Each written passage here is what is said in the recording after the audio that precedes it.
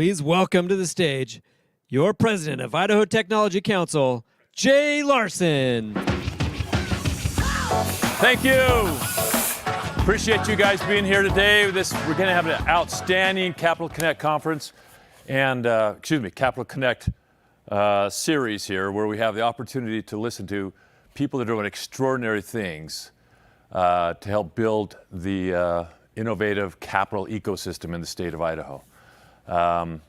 But first, before I get going on that, this is February 2023, and we'd like to thank our sponsors. The presenting sponsors are Alturas, Idaho First Bank, Wilson Cicini, and our supporting sponsors are BR Wealth Management, Deloitte, KeyBank, Perkins Coie, and St. Luke's.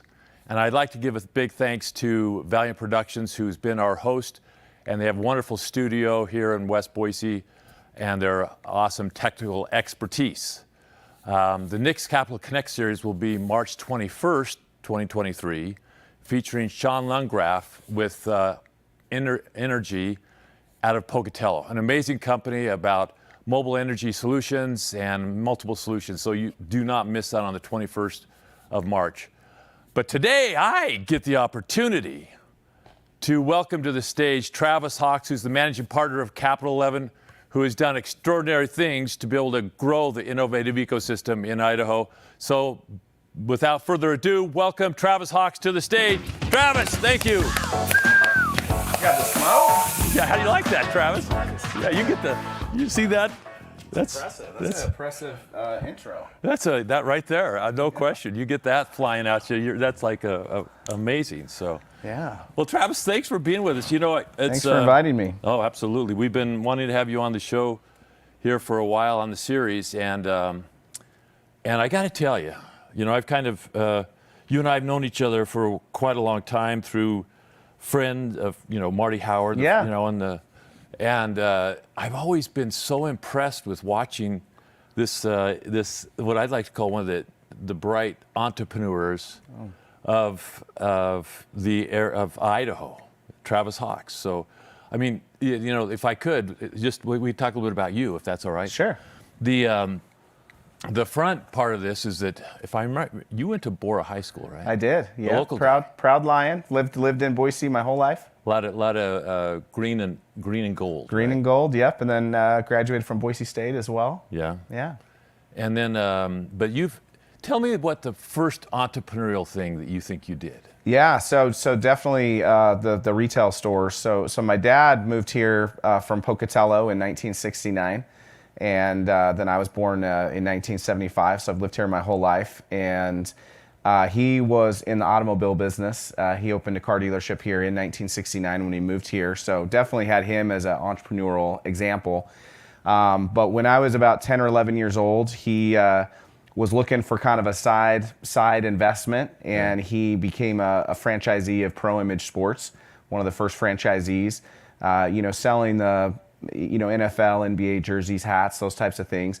And so I grew up in that business. I mean, I was working, we look back on it and laugh. I was working in the store by myself at times when I was 11 years old.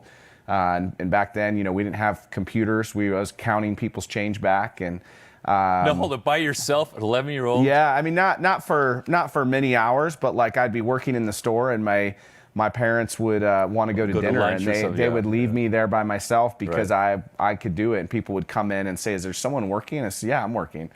And so that was kind of funny.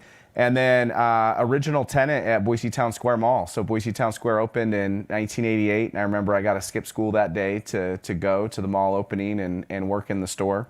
And the same store you've had up on the second level? We were originally on the lower level. Okay. That where we're at now was not even there at that time. That was an expansion to the mall in 1998. That's right. Yeah. So growing up in that business, I learned a lot. I mean, at one time I got put in charge of the posters and buying all the posters, and that may seem non-consequential, but we sold a lot of posters. And I remember saying, like, hey, if we just order 20,000 posters, we'll never run out. And it was through that learning, like, yeah, but if you order that, you've got to pay for them. And so starting to learn about inventory churns and cash flow and things. Right. So I was learning those lessons when I was 12, 13, 14 years old. And by the time I was in high school, I was actually running the payroll for the store. And I would cut all the checks, I'd handwrite the checks to the employees and calculate the withholdings and stuff. So those were probably non-traditional experiences for someone of my age, but that's where I cut my teeth as an entrepreneur. My dad never wanted to go beyond one location because he was busy with the car business.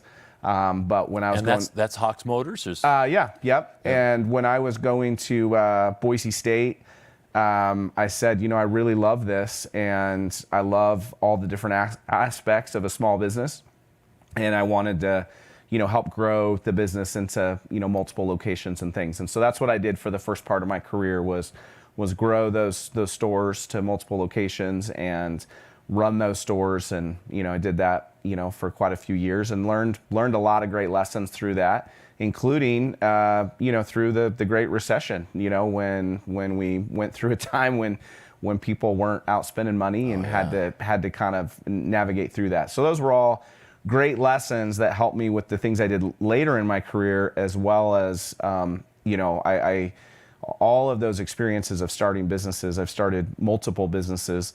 Help me relate to founders, when we invest in startups, because I know what it feels like when you don't know if you're going to meet payroll, and I know what it feels like when you're paid last. When you're a small business owner or a founder, you're paid last, and sometimes that's great, and sometimes that's not great. But you can relate because you have an understanding. You actually have true empathy because you've been there, right? So I've done it. And then understanding when it's hard sometimes. I mean, anybody that's been on a situation where you have to make payroll. Oh yeah. And then you say, let's see, I'm supposed to pay out this much, but I don't have that much in my account. So what am I going to do, right? Yeah, definitely. Over my life, I've had some of those sleepless nights of just saying, is it all going to work? Am I going to be able to pay those bills? And again, you're paid last, so sometimes that means not paying yourself anything, and that's a hard situation. Last week we had Develop Idaho, and the first Develop Idaho, which is to grow the quality and quantity of computing professionals in Idaho, was done with Matt Rissell. Yeah, he was the first guy that was our deal, and he was describing the impact of when he's sitting on his bed and he doesn't have enough payroll. And he says, what am I going to do? Yeah. I mean, and it can be crushing, but you figure your way through it, right? Yeah.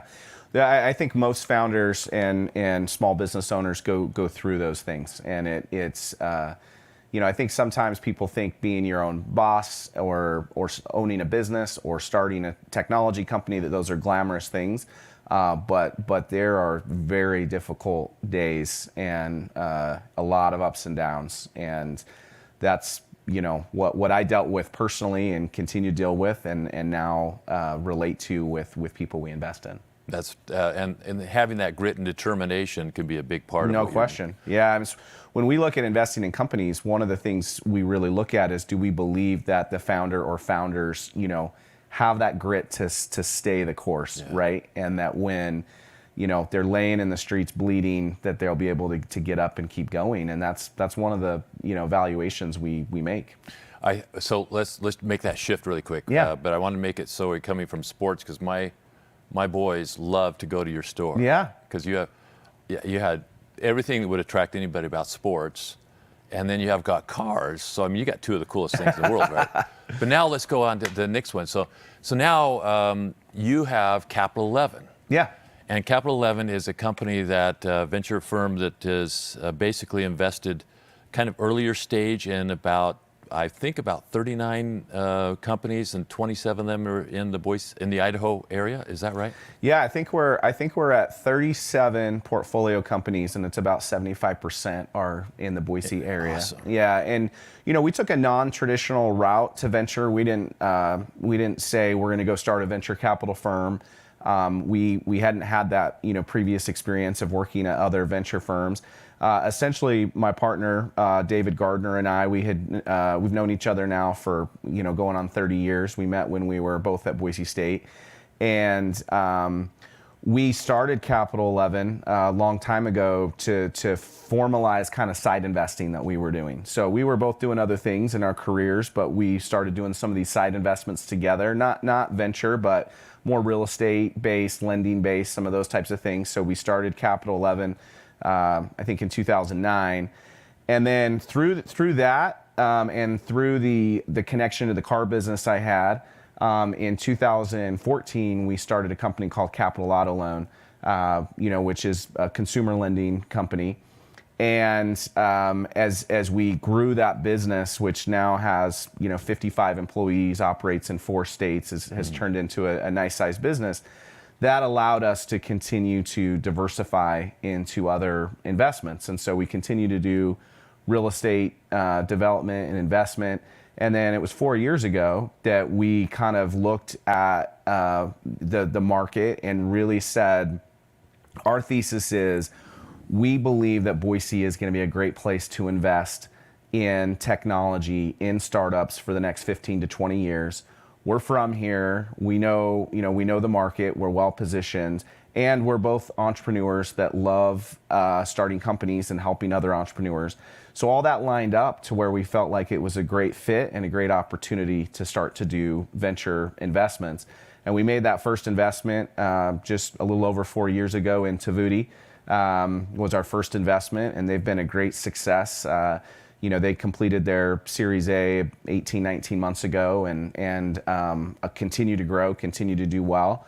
And we've just continued to grow that side of our business. And what I can tell you about the ecosystem here is it's such a big difference in the number of deals, quality of entrepreneurs we're seeing now versus 4 years ago when we first started. That's a big deal, right? It's a huge deal. Yeah. It's a huge deal. So we felt like the ecosystem flywheel was going 4 years ago, but now it's really going. Yeah. Tavuti is one of our 50 to the A. Yeah. They were one of the first 7 that we brought on this stage. Yeah. And in fact, there's a company with grit and determination. Oh, no right? question. Their founder is just crazy. No question. I mean, Troy, you talk about Matt's story, Troy's same story of just, sitting there, not sure if anyone is going to believe in him and how is he going to pay payroll. In fact, when we were doing our due diligence on Tavuti, it's one of my favorite stories. We went and did a site visit at their office, and there were people there that we talked to that were working there that were not being paid. And I said, why are you working here if you're not being paid? And they said they believed so much in Troy and the product and the company that they wanted to be a part of it, and they knew eventually they would start getting paid. And that was a huge determining factor in us investing, because we said if people are believing in this so much and believing in Troy as a leader to the point that they're willing to show up and work here for free, that speaks to the company. Volumes. No question. And Troy's been on this show, but the big thing about Troy is how much trust, and he ingratiates yourself to Troy, to people who work for him, and he's just he's a fantastic individual. So. Yeah, no question. Yeah. Okay, so let's talk about this. So a big thing about the Idaho Technology Council, we have one of our main 3 platforms. One of them is about capital. Mm-hmm. And we've always known that capital has been a major issue for the growth of a company, because everybody needs it, right? If you're going to grow, start a company or scale it, you always have to have capital. Yeah. And so one of the things we've said is we have that early stage area is always, especially after the financial collapse, early stage funding was still a major gap in the area. So all of a sudden, we've been sitting there watching, like the last 4 years, like you're talking about, and how Capital 11 has been investing in these companies. You've been filling a major niche that has been problematic for our area. Do you see it that way? Yeah, I mean, we saw it as an opportunity and a need, and I will say, the ecosystem is better capitalized now than it was, 5 years ago, but it's still undercapitalized, right? We still need more check writers coming. But that's, part of the reason we've been aggressive is because we felt that opportunity there.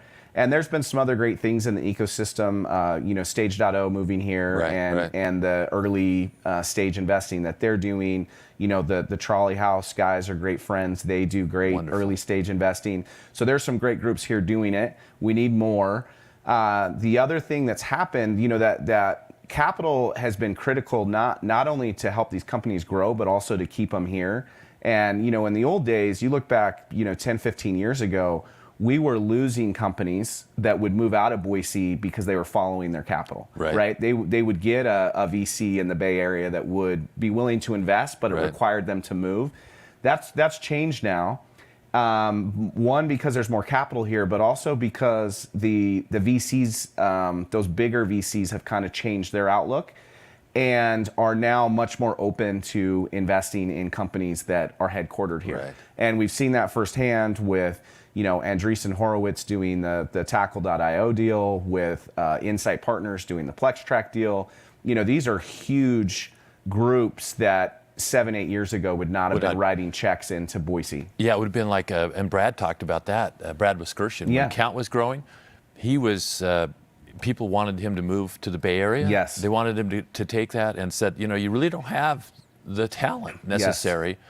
And so you had to kind of push back about that. And then CVC Capital Partners made the investment there, right? It was about an $80-90 million deal. So I think those are pivotal times for us, right? It's transitional elements that start coming in to be able to build where you've been the last 4 years. David Gardner, tell you about, so you met him at Boise State. Tell us about him. So Dave's originally from Idaho Falls.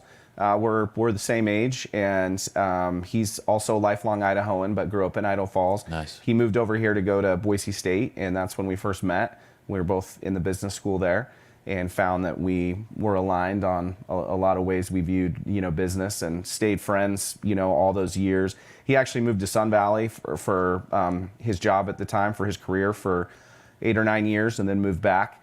And so it's been great, and we're proud that we're both Idahoans and Boise State alum that can be here helping to grow the ecosystem.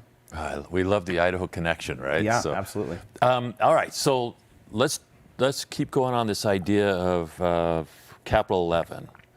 Now you've had 4 years to 5 years of really making some major investments, right? And really starting to see that. Have you been able to see some successes out of that, which I'm sure you have, but can you talk a little bit about what you're looking for as well? Yeah. So, in venture, especially when you're doing early stage investing, you're usually looking at a 5 to 7 to sometimes even 9-year outlook, right? And so our portfolio is still young. Of those 37 companies, more than half of them we've invested just in the last 2 years into our first investment. So we have a young portfolio.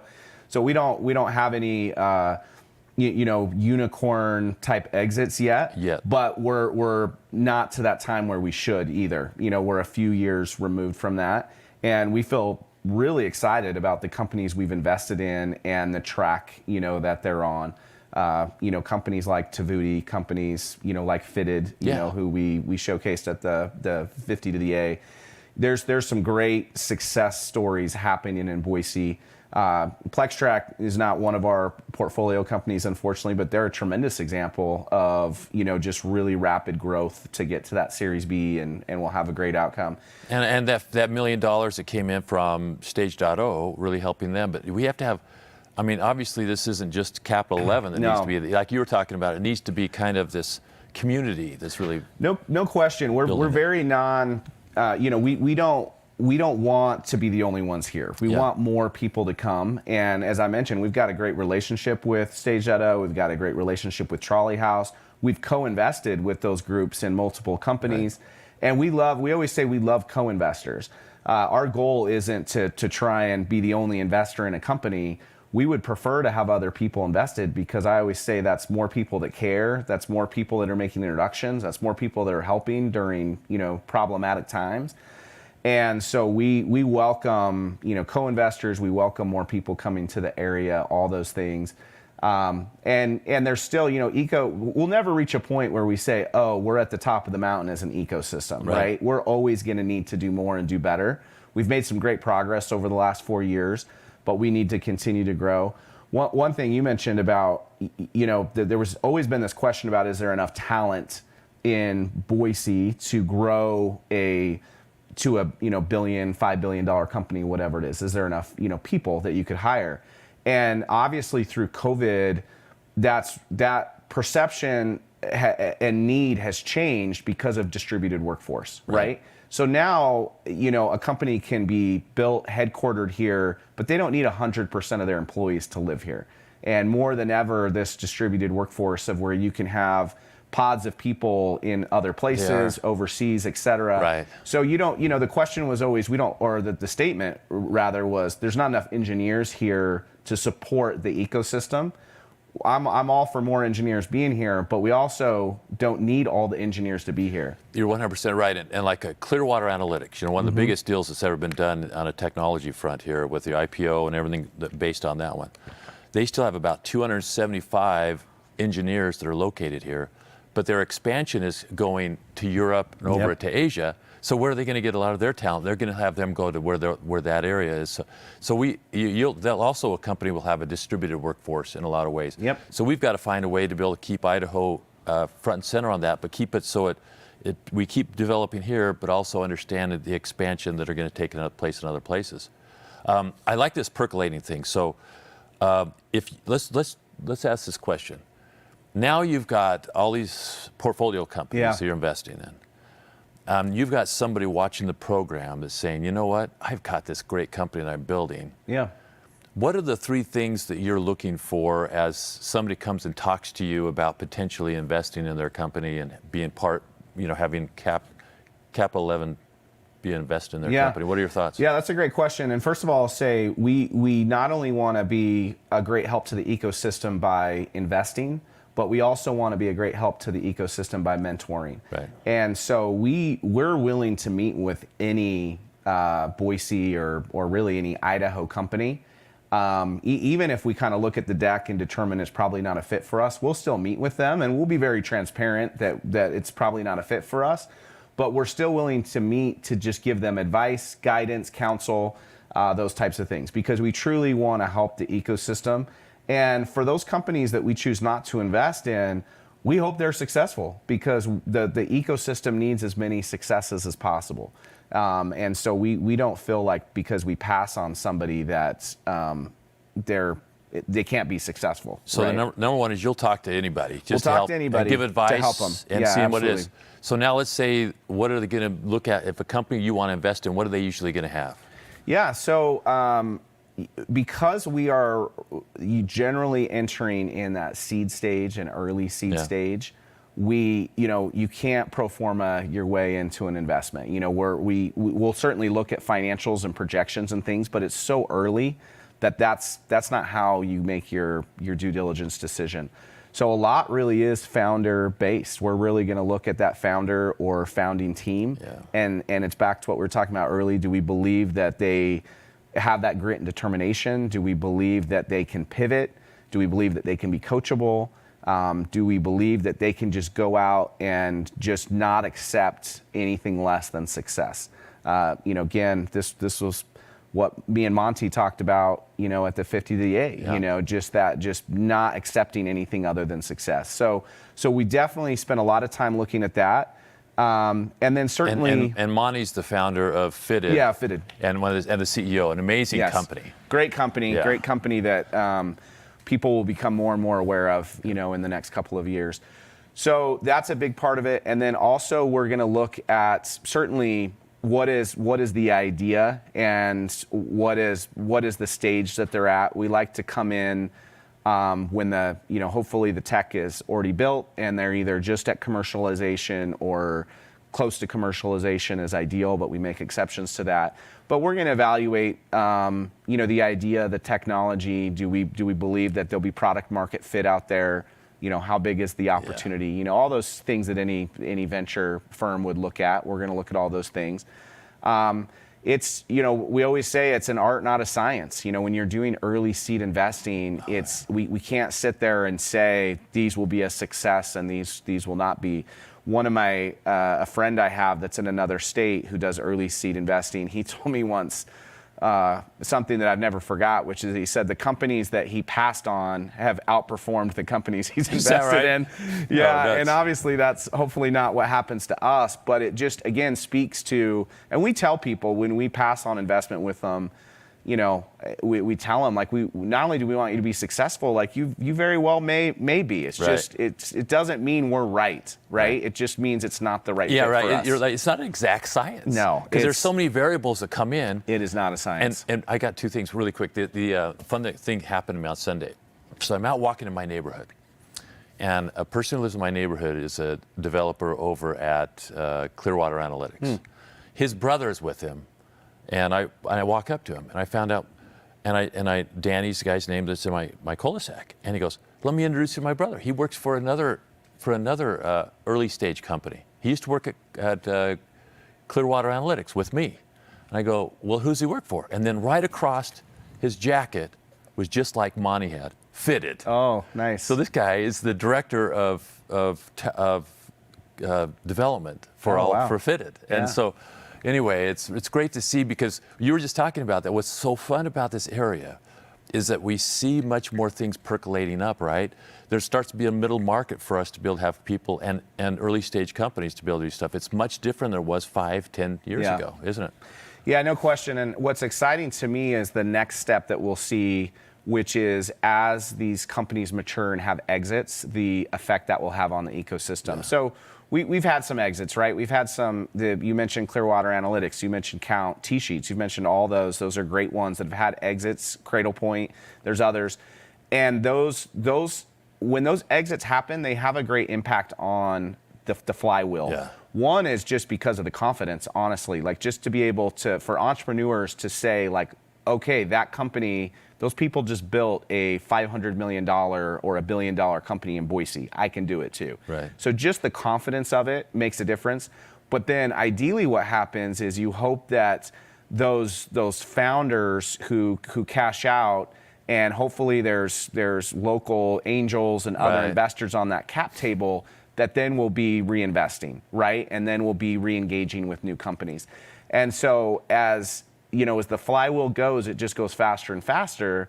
And that's what I'm excited about, because I think over the next 3 or 4 years, we're going to see this series of really big exits that happen with these Boise-based companies that is then going to have this impact on the next wave. Absolutely. Through investment and through mentorship. Like there are more millionaire that came out of that. I mean, there were 100 that came out, I think, of local people that are in Idaho that came out of the Clearwater deal. So, and those type of things, but you need to have those type of exits. I totally agree with you, Travis. Those are, okay, so last little segment. Can you talk to us about what's the biggest, well, first of all, let me ask you, what's the most important things to Travis Hawks? What kind of keeps you going? Yeah, okay, that's a good question. So I think that I love I think one of the reasons I've really been drawn to doing the venture investing is I love working with entrepreneurs. I love working with entrepreneurs. I think that I've always been the type of person that wanted to have multiple businesses, and kind of whenever, I could be out of town and walk in a store or a restaurant or something I've never been in, and immediately my mind starts thinking, should I open one of these in Boise? Like, it's kind of a disorder, but it's just it's just how I think. And I have multiple businesses that I'm involved in and own, but there's a limit, right? There's a time limit to what I can do. And so these investing in other companies is kind of an extension of that. And I love the thrill of the ascent, I guess. Like, it's so exciting when these companies close their first big deal and have their first great, outcome, and you see them, get, beaten down to the ground, but then stand back up. Like, it's very inspiring. So I certainly love that aspect of it. Proud, again, that I've lived here my whole life and want to contribute to the ecosystem. Right. And I feel like the technology component of our economy going forward is critical, right? We very much have these agricultural roots, which are great, but the technology piece is going to be more and more important, going forward. So those things, really drive me. I don't really have a lot of hobbies, because I feel like someone asked me recently what my hobby was, and I told them it was replying to emails. I don't feel like I have time to have a lot of hobbies. Probably don't have the best work-life balance at times. I have 3 kids, and I love spending time with my wife and kids, and I love sports, and especially. Yeah, you've been big into Boise State athletics too. Big Boise State fan, and I love Boise State football and basketball. I love high school basketball. those types of things. So when I need the kind of mind break from the relentless emails and texts, it's generally I get that either through spending time with my family or sports. Are you going to be at Boise State's basketball game against New Mexico Of on course. Wednesday? Yeah. Absolutely. Yeah, tomorrow night, 8:30 tip. It's going to be awesome. Yeah. I'm taking our young men to that deal. Oh, it's going awesome. to be like 17 of us will be in there. So here's as we go along, last question for you. Yeah. So you have this deal where you're 11 years old. Yeah. And you're out there in pro image, Yeah. right? You're doing all this stuff. You've been all from that time to today. Yeah. What do you think the biggest top 2 or 3 advice you could give about how to live probably how to grow a company or how to? Yeah. Well, I think one is absolutely relationships and relationship building, and I'm such a believer in that. I've seen so many examples of that through my life, and I think that one thing I've always focused on is creating the win-wins in deals. So no matter what we're doing, we want everyone at the end to feel good about the deal and kind of look around and say, like, hey, I'd work with that person again. I'd work with this group again. Deal. It was a good experience. Yeah, because if you have that lose-win, that's going to be hard to It's ever a do. one and done. Yeah, it's exactly. a one and done deal, Yeah. and it's Good I point. don't think that it takes so much time to put a relationship together. I'm just never a fan of burning it, or doing a one and done. But even prior to doing deals and things together, it's just so many examples of just people who are good at networking, at making relationships, of being willing to walk up and talk to people and those types of things. Like, it just can make a big difference in their in their career, in their relationships, those types of things. I've had multiple people that, I met when they were very young, that just really impressed me when they were 16 or 17 years old, that work for me now because of the way they carried themselves when they were 16 years old. So I think that those relationships matter a lot. I think another thing that I always tell people is, whatever you're doing, just put everything into it and treat it like it's the most important thing that you're ever going to do, and that it's the thing you're going to do forever. So as an example, we still have the stores. We have a bunch of stores in multiple states, and I have 2 guys that run those for me that have worked for me for a really long time. One of them, his name is Clay. I hired him back in 2005. When I hired him, I said, you're just a holiday employee. We just need you for Christmas time, busy time. We don't have a spot for you after Christmas. That's what the deal is. He said, great. It would have been easy for him to do kind of the minimum required to not get fired, knowing that, hey, I'm out of a job in January anyway. Why does it matter to work extra hard, to be extra great at this job? Right. And he certainly didn't come into the job as a 19-year-old kid thinking I'm going to work here for the rest of my life, right? But he treated it like it was the most important thing. And he just completely crushed it, to the point that when Christmas was over, I was like, we can't let this guy go. This guy's amazing. And so not only did he stay on at that time, but here he is all these years later, now a partner, an equity partner in the business. And someone who started when he was 19 years old, again, probably thought he'd be there for only a couple months. Now it's a career. It's his career, yeah, right? And it's been great story, 18 Travis. years. And so that's just a great lesson and example that you never know. You never know whether it's you're working at the Taco Bell or you're doing an internship here or whatever you're doing.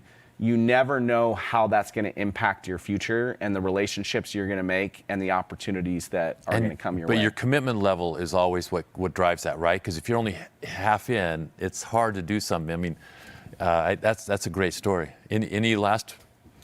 I think the other thing just goes back to what we were talking about earlier, which is just it's that grit and determination. And I think that really separates people. And it's hard. Like, I think that if you haven't started your own business, if you haven't been a small business owner, if you haven't been a founder of a company, there's no way to convey how hard it is. It's extremely difficult. There's times when you want to quit. There's times that you just, don't want to get out of bed. There's times I've had founders on the phone literally crying, just completely devastated by what's happening. Like, it's very difficult. And so having that, the internal fortitude and that grit and determination to just keep going and to, stand up when you're down in that gutter and not give up, that's a big advice. Differentiator of what separates people that are successful versus not successful. Fantastic advice.